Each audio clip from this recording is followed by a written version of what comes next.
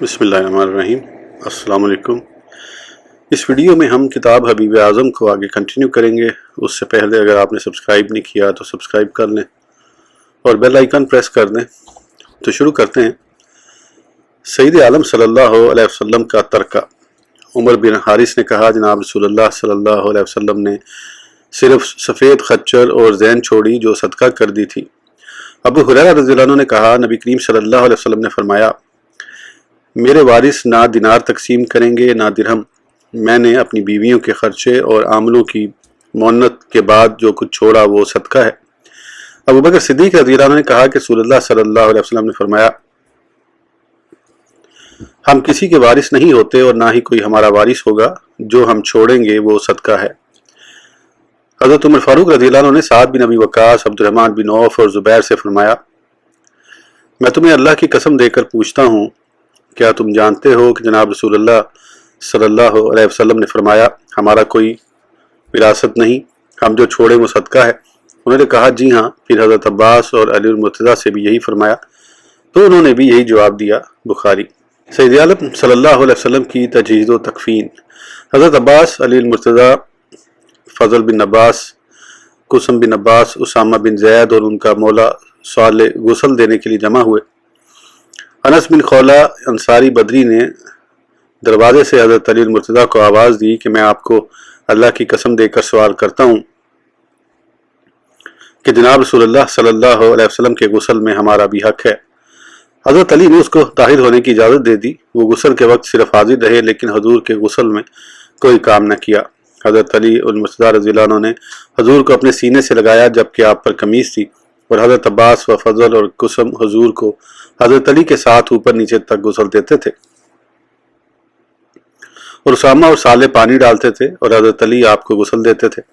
جناب رسول اللہ صلی اللہ علیہ وسلم سے کوئی ایسی شے نہ دیکھی جو میت سے دیکھی جاتی ہے۔ غسل دیتے وقت حضرت علی کہہ رہے تھے، میرا باپ اور ماں قربان ہو، آپ زندگی اور موت میں کیسے پاکیزہ ہیں صلی اللہ علیہ وسلم۔ ام المومنین عائشہ رضی اللہ عنہا نے فرمایا، جب رسول اللہ صلی اللہ علیہ وسلم کو غسل دینے کا ارادہ کیا تو آپس میں کہنے لگے، اللہ کی قسم ہم نہیں جانتے کہ حضور کے کپڑے اتاریں یا کپڑوں سمیت غسل کر دیں۔ جب اس میں ان کا اختلاف ہوا تو اللہ تعالیٰ نے ان پر اونگ ڈال دی، حتیٰ کہ تمام پر نیند طاری ہو گئی اور ان کی ٹھوڑیاں سینوں سے جا ملیں۔ پھر گھر کے کونے سے غائبانہ آواز آئی، نامعلوم آواز دینے والا کون تھا کہ نبی کریم صلی اللہ علیہ وسلم کو کپڑوں سمیت غسل دو۔ چنانچہ انہوں نے کپڑوں سمیت آپ کو غسل دیا اور آپ کی قمیض نہ اتاری۔ آپ پر بیری کے پتوں والا پانی ڈالا جاتا اور قمیض سمیت آپ کو ملتے تھے۔ ام المومنین نے فرمایا، جو بات مجھے بعد میں معلوم ہوئی، اگر وہ پہلے معلوم کر لیتی تو آپ کی بیویاں آپ کو غسل دیتی۔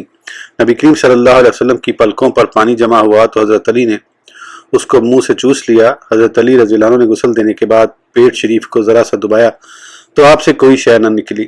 انہوں نے کہا، میرے ماں باپ قربان ہوں، آپ کس قدر پاکیزہ ہیں۔ سید عالم صلی اللہ علیہ وسلم کے غسل کا پانی سعد بن حیثمہ کے کنویں سے لایا گیا تھا جس کو بئر عرس کہا جاتا تھا۔ جب رسول اللہ صلی اللہ علیہ وسلم کا وصال ہوا تو آپ کے کپڑوں میں کستوری کی ڈبیا پائی گئی، اس کے ساتھ حضور کے کفن کو خوشبودار کیا گیا۔ آپ کا کفن 3 کپڑے تھا، 2 سفید اور لکیردار چادر تھی۔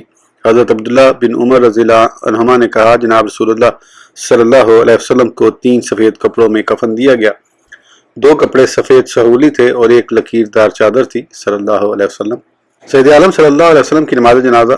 سید عالم صلی اللہ علیہ وسلم کی نماز جنازہ امام کے بغیر تھی۔ لوگ گروہوں کی شکل میں آتے، آپ پر درود شریف پڑھتے اور باہر نکل جاتے تھے۔ جب مرد فارغ ہو گئے تو عورتیں درود و سلام عرض کرتی تھیں۔ اس طرح تمام صحابہ اور صحابیات نے نماز جنازہ ادا کی۔ سب کے آخر میں حضرت ابو بکر صدیق رضی اللہ عنہ نے درود و سلام پیش کیا، کیونکہ وہ خلیفہ منتخب ہو چکے تھے، وہی نماز جنازہ کے ولی تھے۔ ان کے نماز جنازہ ادا کرنے کے بعد اور کسی نے نماز جنازہ نہیں پڑھی۔ سید عالم صلی اللہ علیہ وسلم کی قبر شریف کی جگہ۔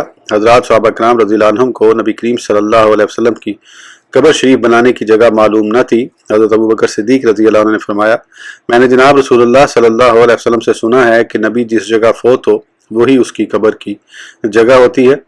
پھر لوگوں نے حضور کا بستر علیحدہ کر کے وہاں قبر شریف بنائی۔ ام المومنین عائشہ رضی اللہ عنہا نے ابو بکر صدیق رضی اللہ عنہ سے کہا، میں نے خواب میں 3 چاند دیکھے ہیں جو میرے حجرے میں اترے ہیں۔ ابو بکر نے کہا یہ اچھا خواب ہے۔ یحییٰ بن سعید نے کہا میں نے لوگوں سے سنا وہ بیان کرتے تھے کہ جناب رسول اللہ صلی اللہ علیہ وسلم نے جب وفات پائی تو آپ ام المومنین عائشہ کے حجرے میں مدفون ہوئے۔ ابو بکر صدیق نے کہا اے عائشہ 3 چاندوں میں سے یہ ایک چاند ہے۔ حضرت علی المرتضیٰ علیہ السلام نے فرمایا اللہ تعالیٰ کے نزدیک زمین کا کوئی قطع اس قطع سے افضل نہیں جس میں آپ نے وفات پائی ہے۔ ابن عباس رضی اللہ عنہ نے کہا جب لوگ جناب رسول اللہ صلی اللہ علیہ وسلم کو غسل دینے کے لیے جمع ہوئے تو حضرت عباس رضی اللہ عنہ نے 2 شخصوں کو بلایا اور کہا تم میں سے ایک ابو عبیدہ بن جراح کے پاس جائے، وہ وسط قبر میں شک بنایا کرتے ہیں، دوسرا ابو طلحہ کے پاس جائے جو لحد بنایا کرتے ہیں۔ جب دونوں کو بھیج دیا تو حضرت عباس نے کہا اے اللہ تو اپنے نبی کریم کے لیے اختیار کر۔ چنانچہ ابو عبیدہ کی طرف جانے والے نے ان کو نہ پایا، دوسرے نے ابو طلحہ کو پا لیا، انہوں نے لحد بنائی۔ ایک روایت میں ہے جو صبح پہلے آ جائے گا وہی قبر بنائے گا۔ مسلم نے عامر بن سعد سے ذکر کیا کہ جب سعد بن ابی وقاص کے فوت ہونے کا وقت قریب آیا تو کہا میرے لیے لحد بناؤ اور کچی اینٹوں سے تعمیر کرو جیسے رسول اللہ صلی اللہ علیہ وسلم کی لحد بنائی گئی تھی۔ ابن عباس نے کہا جناب رسول اللہ صلی اللہ علیہ وسلم کی قبر شریف میں سرخ چادر بچھائی گئی تھی جو خیبر میں آپ نے پائی تھی، وہ قبر میں اس لیے بچھائی گئی کہ مدینہ منورہ کی زمین تھور تھی۔ جعفر بن محمد رضی اللہ عنہ سے ذکر کیا کہ جناب رسول اللہ صلی اللہ علیہ وسلم نے پیر کے روز وفات پائی اور بدھ کی رات آپ کو دفن کیا گیا اور قبر شریف پر پانی سے چھڑکاؤ کیا گیا۔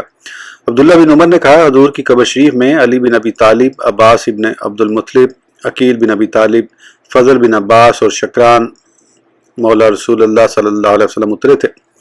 جب حضور کو لحد شریف میں رکھا گیا تو پاؤں شریف کی جانب کچھ جگہ قابل اصلاح رہ گئی تھی۔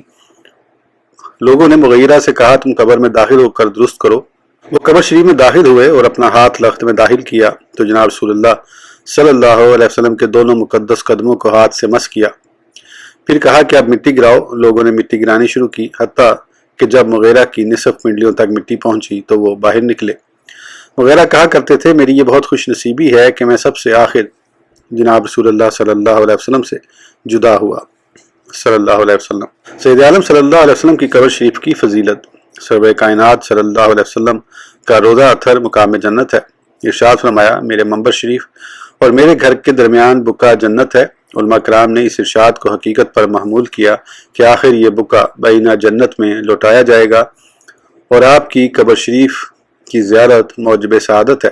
ابن عباس رضی اللہ عنہ نے کہا جناب رسول اللہ صلی اللہ علیہ وسلم نے فرمایا جس نے حج کیا پھر میری قبر شریف کی زیارت کی گویا کہ اس نے میری زندگی میں میری زیارت کی۔ ابن عمر رضی اللہ عنہما سے روایت ہے جس نے میری قبر کی زیارت کی اس کے لیے میری شفاعت ثابت ہو گئی۔ انس بن مالک نے کہا نبی کریم صلی اللہ علیہ وسلم نے فرمایا جس نے مدینہ منورہ میں ثواب کی غرض سے میری قبر شریف کی زیارت کی میں اس کی شفاعت کروں گا اور قیامت کے دن اس کے لیے گواہ ہوں گا۔ ابن ابی فدیک نے کہا میں نے ایک شخص کو یہ کہتے ہوئے سنا کہ ہمیں یہ خبر پہنچی ہے کہ جو شخص نبی کریم صلی اللہ علیہ وسلم کی قبر شریف کے پاس ہو کر یہ آیت کریمہ ان اللہ و ملائکتہ یصلون علی النبی آیات تلاوت کرے پھر 3 بار صلی اللہ علیہ کا یا محمد پڑھے تو فرشتہ اس کو آواز دیتا ہے کہ اے فلاں اللہ تعالیٰ تجھ پر رحمتیں کرتا ہے، تیری حاجت ضائع نہ ہوگی۔ ابن قیم نے جلا الافہام میں سیوطی نے زہر الربا میں ذکر کیا کہ اللہ تعالیٰ نے سرور کائنات صلی اللہ علیہ وسلم کی قبر شریف پر ایک فرشتہ مقرر کیا ہے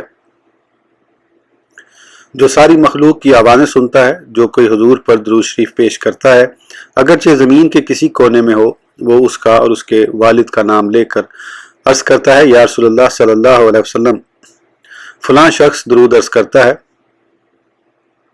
اس لیے سید عالم صلی اللہ علیہ وسلم نے فرمایا جو شخص میری قبر شریف پر درود و سلام عرض کرتا ہے میں خود سن کر اس کا جواب دیتا ہوں اور جو کوئی دور دراز سے درود عرض کرتا ہے وہ میرے حضور پیش کیا جاتا ہے۔ ایک شبے کا ازالہ۔ اگر یہ شبہ کیا جائے کہ دور دراز سے درود و سلام کہنے والے کا درود و سلام آپ پر پیش کیا جاتا ہے، معلوم ہوا کہ دور سے آپ نہیں سنتے ہیں، اس کا جواب یہ ہے پیش کرنے میں بنفسہ سماعت کی نفی نہیں ہوتی، جیسے اللہ تعالیٰ سمیع بصیر ہے لیکن لوگوں کے اعمال بھی پیش کیے جاتے ہیں۔ جناب رسول اللہ صلی اللہ علیہ وسلم نے فرمایا ہر پیر اور جمعرات کو لوگوں کے اعمال اللہ تعالیٰ کے حضور پیش ہوتے ہیں۔ اس لیے حضور پیر اور جمعرات کو روزے سے ہوتے تھے، اور فرمایا یہ اس لیے کہ میں چاہتا ہوں کہ میرے عمل روزے کی حالت میں پیش ہوں، نیز دور دراز سے آواز کی سماعت شرعاً ثابت ہے۔ ترمذی میں کتاب الرضا کے آخر میں ہے کہ جناب رسول اللہ صلی اللہ علیہ وسلم نے فرمایا، اگر کوئی عورت دنیا میں اپنے شوہر سے جھگڑتی ہے تو اس کا مقصوم جنت کی حور اس کو جواب دیتی ہے۔ درود شریف کے فضائل۔ مسلم نے ابو ہریرہ رضی اللہ عنہ سے روایت کی، ان اللہ و ملائکتہ یصلون علی النبی یا ایھا الذین آمنوا صلوا علیہ وسلموا تسلیما، کہ جناب رسول اللہ صلی اللہ علیہ وسلم نے فرمایا، جو مجھ پر ایک بار درود پڑھے اللہ تعالیٰ اس پر 10 رحمتیں نازل کرتا ہے۔ حضرت انس رضی اللہ عنہ نے اس پر اضافہ ذکر کیا ہے کہ اس سے 10 گناہ معاف کرتا ہے۔ ابی بن کعب رضی اللہ عنہ نے کہا، ایک شخص نے عرض کیا، یا رسول اللہ صلی اللہ علیہ وسلم، میں آپ پر درود پڑھتا رہتا ہوں۔ فرمایا، اللہ تعالیٰ تیری دنیا اور آخرت کی مہمات سے کفایت کرے گا۔ حاکم نے ابو طلحہ سے صحیح روایت کی کہ ایک روز جناب رسول اللہ صلی اللہ علیہ وسلم خندہ پیشانی تشریف لائے اور فرمایا، میرے پاس فرشتہ آیا اور کہا، یا محمد صلی اللہ علیہ وسلم، آپ کا رب فرماتا ہے، کیا آپ راضی نہیں کہ آپ کی امت سے جو کوئی آپ پر ایک بار درود پڑھتا ہے اللہ اس پر 10 رحمتیں نازل کرتا ہے؟ فرمایا، کیوں نہیں، میں راضی ہوں۔ ابن ماجہ نے ذکر کیا کہ عامر بن ربیع نے کہا، میں نے جناب رسول اللہ صلی اللہ علیہ وسلم سے سنا کہ جو کوئی مجھ پر درود پڑھے جب تک وہ درود پڑھتا رہے اس کے لیے فرشتے دعائیں کرتے رہتے ہیں، آگے اختیار ہے کوئی زیادہ پڑھے یا کم پڑھے۔ امام احمد نے عبداللہ بن عمرو سے روایت کی کہ جو کوئی جناب رسول اللہ صلی اللہ علیہ وسلم پر درود پڑھے اللہ تعالیٰ اور اس کے فرشتے 70 رحمتیں بھیجتے ہیں، کوئی کم پڑھے یا زیادہ پڑھے۔ حاکم نے ابو طلحہ سے صحیح حدیث ذکر کی کہ جو کوئی ایک بار سلام پڑھتا ہے اللہ تعالیٰ اس کو 10 بار سلام کرتا ہے۔ طبرانی نے عمر فاروق رضی اللہ عنہ سے روایت کی کہ نبی کریم صلی اللہ علیہ وسلم نے فرمایا، میرے پاس جبرائیل آئے اور کہا، جو آپ پر درود پڑھے اللہ تعالیٰ اس پر 10 رحمتیں نازل کرتا ہے اور 10 درجے بلند کرتا ہے۔ ایک روایت میں ہے کہ 10 نیکیاں لکھتا ہے۔ ترمذی نے ابن مسعود سے روایت کی کہ جناب رسول اللہ صلی اللہ علیہ وسلم نے فرمایا، قیامت میں سب سے زیادہ میرے قریب وہ شخص ہوگا جو مجھ پر زیادہ درود پڑھتا ہے۔ ابن ماجہ نے ابن عباس رضی اللہ عنہ سے روایت کی کہ نبی کریم صلی اللہ علیہ وسلم نے فرمایا، جو کوئی مجھ پر درود پڑھنے میں خطا کرے گا وہ جنت کی راہ بھول جائے گا۔ ترمذی نے ابو ہریرہ رضی اللہ عنہ سے روایت کی کہ نبی کریم صلی اللہ علیہ وسلم نے فرمایا، اگر لوگ کسی مجلس میں بیٹھیں اس میں نہ تو اللہ کا ذکر کریں اور نہ ہی مجھ پر درود پڑھیں، وہ ان پر حسرت ہوگی، اللہ چاہے تو ان کو عذاب دے، چاہے تو معاف کرے۔ ترمذی نے ابی بن کعب سے روایت کی کہ میں نے عرض کیا، یا رسول اللہ صلی اللہ علیہ وسلم، میں آپ کو بہت درود بھیجتا ہوں، آپ کے لیے کتنا درود کروں؟ فرمایا، جتنا چاہتے ہو۔ عرض کیا، چوتھا حصہ۔ فرمایا، ٹھیک ہے، اگر زیادہ کرے تو تیرے لیے بہتر ہوگا۔ میں نے عرض کیا، نصف کروں؟ فرمایا، جو تو چاہے، اگر زیادہ کرے تو تیرے لیے بہتر ہے۔ میں نے عرض کیا، 2/3 کروں؟ فرمایا، جو چاہے، اگر زیادہ کرے تو تیرے لیے بہتر ہوگا۔ میں نے عرض کیا، تمام آپ کے لیے کروں گا؟ فرمایا، اس وقت تیرا مقصد پورا ہوگا اور تیرے سارے گناہ معاف ہوں گے۔ قاضی اسماعیل نے درود کی فضیلت میں یعقوب بن زید بن طلحہ تیمی سے روایت کی کہ جناب رسول اللہ صلی اللہ علیہ وسلم نے فرمایا، میرے پاس میرے رب کی طرف سے فرشتہ آیا، اس نے کہا، جو کوئی آپ پر ایک بار درود پڑھے گا اللہ اس کے بدلے اس پر 10 رحمتیں نازل کرے گا۔ ایک آدمی نے کھڑے ہو کر عرض کیا، یا رسول اللہ صلی اللہ علیہ وسلم، میں نصف آپ کے لیے کروں؟ فرمایا، جو چاہو کرو۔ عرض کیا، میں 2/3 آپ کے لیے کروں؟ فرمایا، اس وقت اللہ تعالیٰ تیرے دنیاوی اور اخروی غم سے تیری کفایت کرے گا۔ بیہقی نے شعب الایمان میں انس سے ذکر کیا کہ جناب رسول اللہ صلی اللہ علیہ وسلم نے فرمایا، کسی قوم کے لیے یہی بخل کافی ہے کہ ان میں میرا ذکر کیا جائے تو وہ مجھ پر درود نہ پڑھیں۔ ترغیب میں ابو ہریرہ رضی اللہ عنہ سے روایت ذکر کی کہ جناب رسول اللہ صلی اللہ علیہ وسلم نے فرمایا، کسی قوم کے لیے یہی بخل کافی ہے کہ ان میں میرا ذکر کیا جائے تو وہ مجھ پر درود نہ پڑھیں۔ ترغیب میں ابو ہریرہ رضی اللہ عنہ سے روایت ذکر کی کہ جناب رسول اللہ صلی اللہ علیہ وسلم نے فرمایا، مجھ پر درود پڑھو، یہ تمہارے لیے گناہوں سے صفائی ہے۔ حضرت انس نے کہا، جناب رسول اللہ صلی اللہ علیہ وسلم نے فرمایا، مجھ پر درود پڑھنا تمہارے گناہوں کا کفارہ ہے۔ ایک روایت میں ہے، جناب رسول اللہ صلی اللہ علیہ وسلم نے فرمایا، جو مجھ پر ایک بار درود پڑھے اس کی 100 حاجتیں پوری ہوں گی۔ اصبہانی نے ترغیب میں انس سے روایت کی کہ جناب رسول اللہ صلی اللہ علیہ وسلم نے فرمایا، تم کو قیامت کے دن اس کے مصائب سے مجھ پر کثرت درود نجات دے گا اور اللہ اور اس کے فرشتوں کے غضب سے کفایت کرے گا۔ ابو بکر صدیق رضی اللہ عنہ نے کہا نبی کریم صلی اللہ علیہ وسلم پر درود پڑھنا غلام آزاد کرنے سے افضل ہے، اور جناب رسول اللہ صلی اللہ علیہ وسلم سے محبت کرنا جان قربان کرنے سے افضل ہے۔ یہاں فرمایا اللہ کی راہ میں تلوار چلانے سے افضل ہے۔ اصبہانی نے جابر بن عبداللہ رضی اللہ عنہما سے روایت کی کہ جناب رسول اللہ صلی اللہ علیہ وسلم نے فرمایا مجھے مسافر کے پیالے کی طرح نہ کرو، کیونکہ مسافر پیالہ پانی سے بھر لیتا ہے، اگر پیاس ہو تو پی لیتا، وضو کرنا ہو تو وضو کر لیتا ہے، ورنہ پانی بہا دیتا ہے۔ تم مجھے دعا کے اول اور وسط اور آخر میں کرو، یعنی دعا سے پہلے اور درمیان اور دعا کے آخر مجھ پر درود پڑھو۔ ایک روایت میں ہے درود دعا کے پر ہیں، اور اگر دعا کے اول آخر میں درود شریف پڑھے تو دعا جلد قبول ہوتی ہے اور آسمانوں کی طرف پرواز کرتی ہے، ورنہ زمین و آسمان میں لٹکی رہتی ہے۔ حضرت علی المرتضیٰ نے کہا جناب رسول اللہ صلی اللہ علیہ وسلم نے فرمایا ہر دعا کے اور آسمان کے درمیان حجاب ہے، یہاں تک کہ نبی کریم صلی اللہ علیہ وسلم پر اور آپ کی آل پر درود پڑھے۔ جب درود پڑھے تو درمیان سے حجاب اٹھ جاتا ہے اور دعا آسمانوں میں داخل ہو جاتی، ورنہ دعا واپس لوٹ آتی ہے۔ ترمذی نے عمر فاروق رضی اللہ عنہ سے روایت کی کہ دعا زمین و آسمان کے درمیان موقوف رہتی ہے اور آسمانوں میں نہیں جاتی، یہاں تک کہ اپنے نبی کریم صلی اللہ علیہ وسلم پر درود پڑھے۔ درود شریف پڑھنے والے کی حضور شفاعت کریں گے۔ طبرانی نے ابو الدرداء سے روایت ذکر کی کہ جناب رسول اللہ صلی اللہ علیہ وسلم نے فرمایا جس نے صبح کے وقت مجھ پر 10 مرتبہ درود پڑھا اور 10 بار شام کو پڑھا، قیامت کے روز اس کو میری شفاعت میسر ہوگی۔ بیہقی نے شعب الایمان میں انس سے روایت ذکر کی کہ جناب رسول اللہ صلی اللہ علیہ وسلم نے فرمایا جمعرات اور جمعہ کے روز مجھ پر بکثرت درود پڑھو، جو بکثرت درود پڑھے گا قیامت کے روز میں اس کی شفاعت کروں گا۔ طبرانی نے عبد الرحمن بن سمرہ سے روایت ذکر کی کہ جناب رسول اللہ صلی اللہ علیہ وسلم نے فرمایا میں نے خواب میں ایک آدمی دیکھا جو پل صراط پر کانپ رہا تھا جیسے کھجور کی شاخ حرکت کرتی ہے، وہ مجھ پر درود شریف پڑھا کرتا تھا، اس کی وجہ سے اس کا لرزہ جاتا رہا ہے۔ حضرت انس رضی اللہ عنہ نے مرفوع روایت ذکر کی کہ جو بکثرت مجھ پر درود پڑھے وہ عرش کے سایہ میں ہوگا۔ اس ویڈیو کے لیے اتنا ہی، پھر انشاءاللہ اگلی ویڈیو میں آگے کنٹینیو کریں گے۔ اس وقت تک کے لیے اجازت دیجیے، سبسکرائب کرنا نہ بھولیں۔ اللہ حافظ۔